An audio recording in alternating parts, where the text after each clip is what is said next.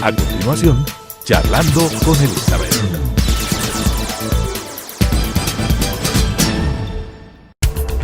Telesucesos Canal 29 presenta Charlando con Elizabeth. Con temas coyunturales, locales, nacionales e internacionales de interés general. Charlando con Elizabeth. Muy buenas noches, queridos amigos y amigas. En este su programa Charlando con Elizabeth. El día de hoy vamos a tratar un tema que los ecuatorianos cada día lo vamos analizando y nos vamos indignando cuando vemos que cada vez se desatan nuevos casos de corrupción. Para introducir este tema vamos a ver un siguiente video. Les invito a que nos acompañen.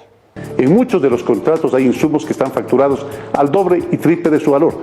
Desde que inició el gobierno de Lenín Moreno, han quedado al descubierto una serie de actos de corrupción. Entre el 2011 y marzo del 2017, en la presidencia de Rafael Correa, se construyeron 640 obras que evidencian un incremento en sus precios de alrededor de 1.800 millones de dólares. El caso Petroecuador involucra a varios de sus gerentes y al exministro de Hidrocarburos, Carlos Pareja Yanuseli. Este último tiene 2 sentencias en su contra, una de 5 años por concusión y otra de 6 por asociación ilícita.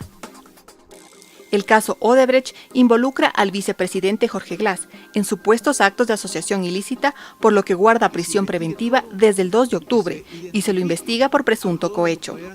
La Contraloría General del Estado interpuso 2 glosas en contra del funcionario por su gestión como ministro coordinador de sectores estratégicos. Adicionalmente, el Consejo de Administración Legislativa CAL analiza la posibilidad de destituir a Glass por supuestas irregularidades en la adjudicación de un campo petrolero en el bloque Singue y está sujeto a un posible enjuiciamiento político por vinculación en actos de corrupción. El manejo de los medios públicos por parte del gobierno anterior arrojó cifras negativas. Desde el 2008, Canal, año en que fue incautado Gamavisión, hasta el momento registra pérdidas acumuladas de 17 millones de dólares, mientras que TC Televisión registra en este año, hasta agosto de este año, pérdidas por 6 millones de dólares. Así, Gama TV y TC Televisión acumulan pérdidas por más de 23 millones de dólares. Ecuador TV registró un perjuicio de casi 3 millones por la compra de equipos en el 2011. Diario El Telégrafo perdió mensualmente 35.000 dólares por devolución de alrededor del 65% de su tiraje. Charlando con Elizabeth. Para tratar justamente este tema, tenemos esta tarde de invitado especial en nuestro programa Charlando con Elizabeth al señor Simón Espinosa, miembro de la Comisión Cívica Anticorrupción, constituida en mayo del 2015, justamente como para poner sobre el tapete varios de estos temas de corrupción que se han ido despertando y que se han ido analizando día a día. En este sentido, bienvenido Simón, gracias por estar esta tarde con nosotros, y cuéntenos básicamente, y un poco la preocupación es de estos temas de corrupción. Usted, que es una persona que ha vivido ya una buena experiencia, te ha compartido muchísimos gobiernos y conoce la historia del país.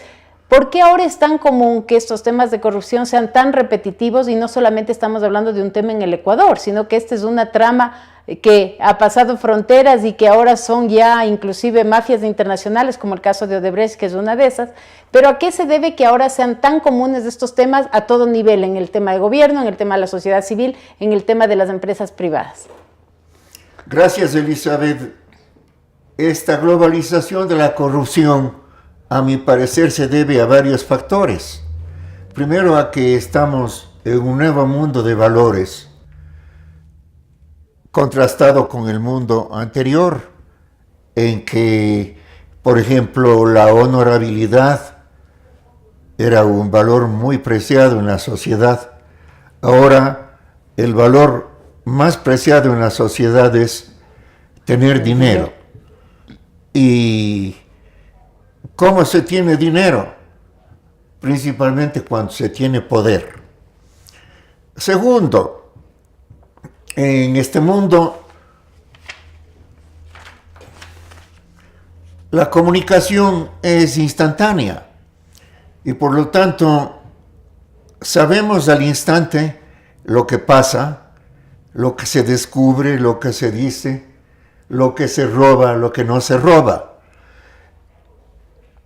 Pues no era así pues antes. En 1830, en que se fundó el Ecuador, el 13 de mayo, pues para ir de Cuenca a Quito se necesitaban 14 días, no, de Guayaquil a Quito 12 días, y las comunicaciones duraban mucho tiempo. Entonces hay suma información, y eso también acumulado da la impresión de que ha crecido la corrupción. Siempre hubo corrupción. En tercer lugar, antes influía un poco el sentido moral religioso. Hoy pues el mundo en buena mayoría es ateo y, como decía la Biblia, comamos y bebamos que mañana moriremos. Entonces muchos de estos libros sobre el éxito, sobre el ganador, sobre el perdedor, influyen en que debemos trabajar en este instante. Y entonces esto, junto a otros aspectos, nos lleva a decir, bueno, pues si no hay nada después de la muerte, si no hay Dios, pasemos bien en este mundo, y para pasar bien en este mundo se necesita dinero. Y entonces el trabajo honrado no le hace a uno pues muy rico, sino a través de muchos años. Por lo tanto, consigamos en otras formas. Y hay formas, pues no. Hay formas principalmente a través de la droga, pero también se ha descubierto que hay formas a través de acumular poder político, peleando el poder político contra toda forma de control. ¿Usted podría decir entonces que las prioridades primero de la sociedad han cambiado, priorizando tal vez una ansiedad de bienes materiales versus una honorabilidad que antes era el mayor tesoro que uno podía acumular y que podía además heredar a sus familias y a sus hijos? Ahora no, ahora la prioridad es el dinero. Pero a pesar de estas evoluciones en el tema tecnológico, por ejemplo, de la comunicación, también hay mecanismos que se podrían haber perfeccionado para controlar justamente que estos temas de corrupción no se den en los niveles que se han dado. ¿Por qué, a pesar de que existen ahora los mecanismos de control, a pesar de eso, los niveles de corrupción siguen siendo altos? Bueno, depende. Por ejemplo, hablando de nuestro caso de Ecuador, los medios de comunicación fueron controlados. La ley de comunicación exageró mucho, entonces los periodistas tuvieron miedo, los dueños de los medios particulares tuvieron miedo por las excesivas penas, por los millones de multa que podían quebrar las empresas. Entonces todos nos volvimos súper prudentes y callados. Y cuando había algún periodista un poco más audaz, pues ha sufrido las consecuencias. Tenemos el caso de Villavicencio, para citar, por ejemplo, uno. Entonces, decía yo que me parece que el gobierno de Correa estaba diseñado con mucha sabiduría, dependía de un diseño internacional y se apoderó de todos los medios de control. Él controlaba la justicia, dijo que iba a meter a la mano a la justicia y efectivamente la metió. Él controló el Congreso, la Asamblea, y la Asamblea pasada no fiscalizó. Era su deber fiscalizar. La Contraloría comerciaba con las glosas. La Fiscalía, nosotros tenemos resultados en la comisión de la Fiscalía que no nos hizo ningún caso. Nosotros desde el año 2015 venimos señalando los casos de corrupción, por ejemplo el de Mandariaco con Odebrecht. El señor don Esteban Albornoz nos puso un juicio. Vamos a hablar de los juicios después de este corte, porque también la Contraloría les planteó, o el Contralor también planteó una acción judicial en contra de la comisión, así que vamos a un corte y regresamos con ese tema enseguida. Charlando con Elizabeth.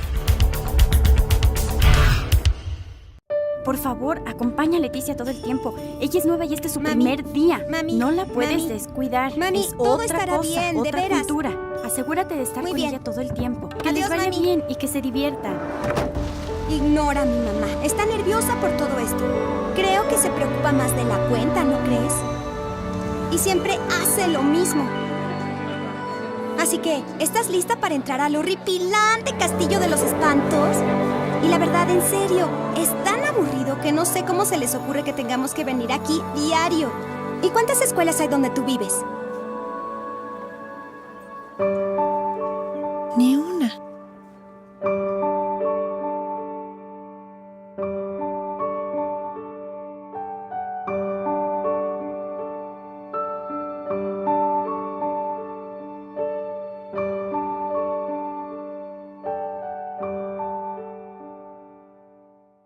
Charlando con Elizabeth.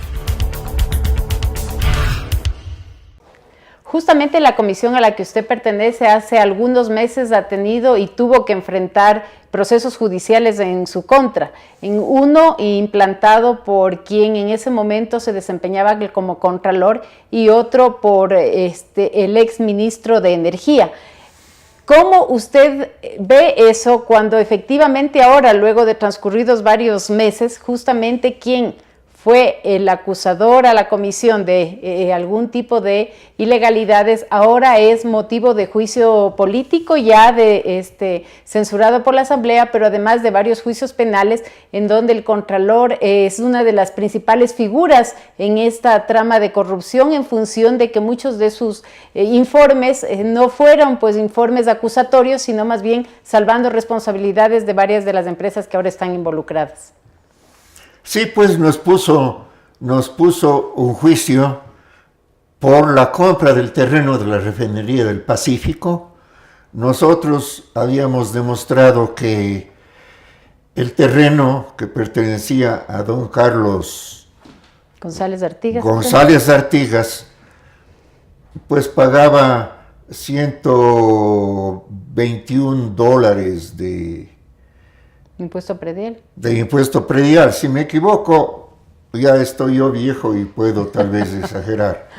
Pero ciertamente ese terreno de $122,000, $130,000 en el municipio de Montecristi, en 9 meses subió a $13 millones.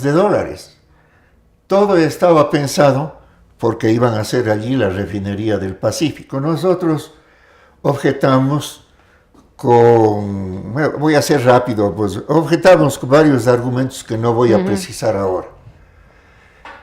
Y señalamos que se vendió en 6 millones un terreno que no valía eso. 9 meses antes valía 140,000. Pero la acusación puntual del Contralor contra ustedes, ¿en qué se basó?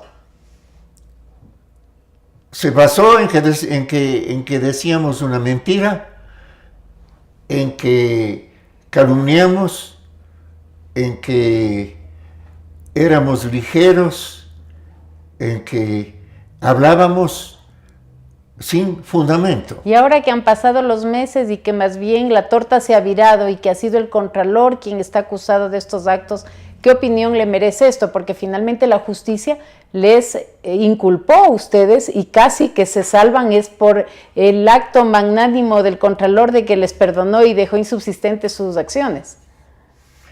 Bueno, mejor hubiera sido que los metan en la cárcel, porque para nosotros hubiera sido una gloria ser condenado por un ladrón, ¿no? Sí, porque eso es un ladrón. No nos llamó la atención la conducta del señor Contralor, porque en toda su vida se ha distinguido él por no ser un hombre recto. Pero ¿cómo se entiende que ha estado 3 periodos de Contralor, si usted tiene ese criterio? Bueno, en total, pues, 15 años, creo que es el Contralor que más tiempo ha durado en las funciones. En el primer periodo de Contralor, él pertenecía a Sociedad Patriótica, el partido del señor coronel y presidente Gutiérrez. Y el señor presidente Correa necesitaba ganar una consulta porque él desconoció la Constitución de 1998, no la juró, no juró por lo tanto desde el principio él comenzó violando la ley. Entonces necesitaba una consulta para hacer una asamblea constituyente. Necesitaba los votos del partido Sociedad Patriótica, como necesitaba otros votos. Entonces, el precio del voto de Sociedad Patriótica fue darle al señor Carlos Polit Fagione el cargo de Contralor. Cuando ya terminó eso, ya estaba montado todo por Correa, pues. El Consejo de Participación Ciudadana, que obedecía al señor Correa. Pero hubieron mecanismos de selección y lo que ellos dicen es que era el mejor calificado y el mejor punteado. Hubo mecanismos de selección, claro, pero a mí me ha dicho, esto solamente no aseguro, vamos a ponerlo supuestamente, que el señor Carlos Polit sacó sobre 110, porque un hacker había contratado un hacker para saber las preguntas. Esto yo no estoy asegurando, pero me aseguró un auditor de Contraloría que ya no está en Contraloría. Cuento, luego en el tercer nombramiento sacó 80, me parece, sobre 100. Pero ya, pues, en el tercero ya tenía un entrenamiento de 10 años, ¿no? Y estaba sobrecalificado. Estaba sobrecalificado y, pues, si no se lo denunciaba, seguía de Contralor ahora, ¿no? Claro. Y ahora, ¿cómo evitar que personas como el ex Contralor, que tenía una calificación excelente en experiencia, en conocimientos, pero no necesariamente cumplía un perfil ético, puedan nuevamente ocupar cargos importantes? Ahora está la consulta de por medio, hay una pregunta puntual que está haciendo inclusive en materia de divergencias en opiniones, que es el tema del Consejo de Participación. ¿Cómo hacer para que estas autoridades sean realmente electas con mecanismos de control, yo diría, bastante pulidos y que permitan que lleguen a estas posiciones gente honorable, gente que tenga experiencia, que conozca, pero que sobre todo tenga ética para el desempeño de sus funciones? Bueno, yo no sé cómo se podrá hacer, pero el señor presidente Correa sí supo, porque sabía muy bien que el señor Contralor del cual estamos hablando, pues hizo dinero con las aduanas. Él fue de las aduanas de Guayaquil en dos periodos. Luego, pues, se sabía que había hecho negocios con las glosas. Pues no, yo no te gloso si me pagas. Con los informes. Con los informes pues, de las glosas, ajá. Pues claro. Entonces, según este señor auditor, por ejemplo, dice, llegó el gerente de la Canadian Corporation del aeropuerto con una maleta grande de dinero, porque en la segunda etapa de compra de construcción del aeropuerto, el señor Contralor ponía dificultades, pues no, se inventaba problemas para que la gente le ofreciera dinero. Entonces dice, llegó con $12 millones en maleta, y ahí se vio en la Contraloría. Yo estoy relatando esto, pero solo como supuesto nomás, porque de lo contrario me han de meter juicio. Pero si un auditor me dice eso, yo tengo la obligación también de contar. Me dice que negoció con Filambanco, que negoció con alguna ministra del medio ambiente y que él siempre sacaba dinero. Vamos, ¿no?, a regresar después de un corte para conversar justamente de algunos de los casos más emblemáticos que se han dado en el país y que ahora son materia de conocimiento público. Ya, mi querida Elizabeth. Charlando con Elizabeth.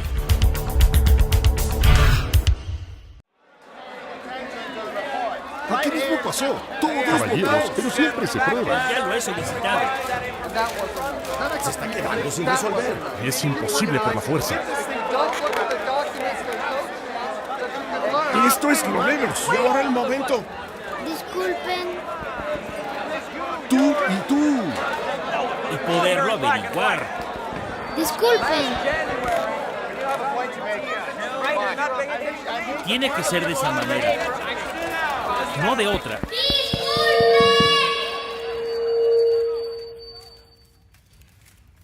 Hay algo que quiero decir.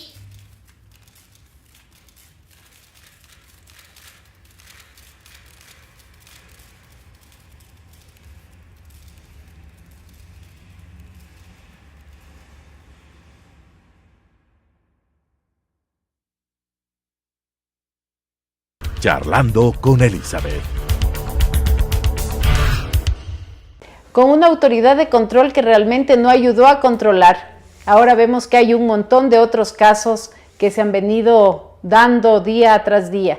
¿Qué nos espera ahora que el presidente Lenín Moreno ha decidido dar, yo diría, arma suelta para que estos temas se vayan conociendo y que se vayan divulgando? Porque esto también es un tema demasiado riesgoso, está generando muchas espinas y muchos resentimientos internamente. ¿Qué va a pasar con el presidente, sobre todo por la incomodidad que ha generado con ciertos actores que antes estaban en el desempeño del poder público? Bueno, lo primero que podría pasar es que esté él lleno de tanta tensión y como su salud no es buena, simplemente que se muera, pues, y habría gozo en el país, en buena parte del país. Podría también contratarse a una persona que lo mate. El señor presidente tiene temor de eso. ¿Cómo salir pero de este tema? O sea, más allá de lo que podría pasar en el sentido personal, yo digo como país, como Ecuador, ¿qué podemos esperar los ecuatorianos de esto? Bueno, nosotros podemos esperar que la gente entienda que robar no es bueno aunque se haya hecho obra. Que la gente abra los oídos para oír y los ojos para ver todo lo que ha circulado en este tiempo y reflexionar, pues no, que se ha robado tanto que da vergüenza. Entonces la gente tendría que decir sí a la consulta. Y eso no es seguro. Si dice sí, entonces con la consulta podrían comenzar a enrumbarse las cosas, porque se podría buscar mecanismos de que las autoridades de control, como tú decías, sean escogidas entre gente honrada, distinguida por su espíritu. Sin embargo, hay algunas dudas que han sido planteadas, que es que la pregunta justamente sobre la elección y sobre la conformación del Consejo de Participación deja abierta la posibilidad de que sean designados a dedo muchas de las autoridades y que eso también podría devenir en temas de que sean figuras cercanas al gobierno de turno y que también caigamos en estas mismas prácticas que ya estamos nosotros censurando. Bueno, entonces allí habría que apelar a la ciudadanía, a la llamada sociedad civil, y en un acto de múltiples llamamientos en todas las provincias del Ecuador, salir a presionar a que esto no suceda, porque en último término, ¿quién pierde con todo esto? La gente, pues. Se han beneficiado unos pocos, pero hay más hambre, hay más desempleo. Y ese es el deber de nosotros. Yo estoy dispuesto, los de la comisión hemos estado dispuestos a llamar a la gente a que salga a las calles. Porque si no se hace caso, si no se cumplen las leyes, entonces ¿qué queda? Queda que el pueblo se levante, pues no. Porque al fin y al cabo, ¿quién nombra a las autoridades? ¿Quién ha delegado el poder al presidente, a los asambleístas, a los jueces? es el pueblo es el soberano. Entonces, si le toman el pelo al pueblo y le roban al pueblo porque tantos millones repercuten en el pueblo, pues ahora, ¿cómo vamos, por ejemplo, en este año a salir en el presupuesto? No sé, la pues, consulta no va a ser, en todo caso, la panacea para la solución de los problemas del Ecuador. No, finalmente. No, de ningún modo, pero es por lo menos un comienzo. Porque no hay panacea. No hay panacea. Si es que no se hace algo, el país va a quebrar. Un país puede quebrar, ¿no? Como Puerto Rico. ¿Qué mensaje le daría usted a los ciudadanos? Estamos por terminar el programa en cortísimo tiempo, para justamente evitar que estos temas se sigan dando y que nosotros estemos impávidos ante una situación que ya casi nos parece normal. Bueno, a los conciudadanos del Ecuador hay que recordarles que ustedes son los dueños del poder, son los que han elegido a las autoridades, son los que en último plazo tienen que controlar. Y si los controladores no controlan, ustedes tienen que rebelarse para que controlen y entonces salir a las calles y obligar a que se tome en serio la vida, pues. Pero ustedes también tienen que tomar en serio, pues, porque tampoco son ustedes unos santos. Los comerciantes ganan demasiado y entonces hay mucha explotación al pobre. Los banqueros ganan demasiado, las tarjetas de crédito ganan demasiado. Entonces en el Ecuador somos el lobo para nuestros compatriotas. Por favor, llenémonos de solidaridad, de compasión con el prójimo. Volvamos a los valores y defendámonos a nosotros mismos. Pues es un llamamiento a los valores morales, al orgullo y a la rebeldía. Muchísimas gracias, querido Simón, por este espacio, por este tiempo. A ustedes, queridos amigos, gracias por seguir este programa Charlando con Elizabeth. Les invitamos a que semana a semana nos sigan justamente abordando los distintos temas de coyuntura. Telesucesos Canal 29 presentó Charlando con Elizabeth. Con temas coyunturales, locales, nacionales e internacionales de interés general. Charlando con Elizabeth.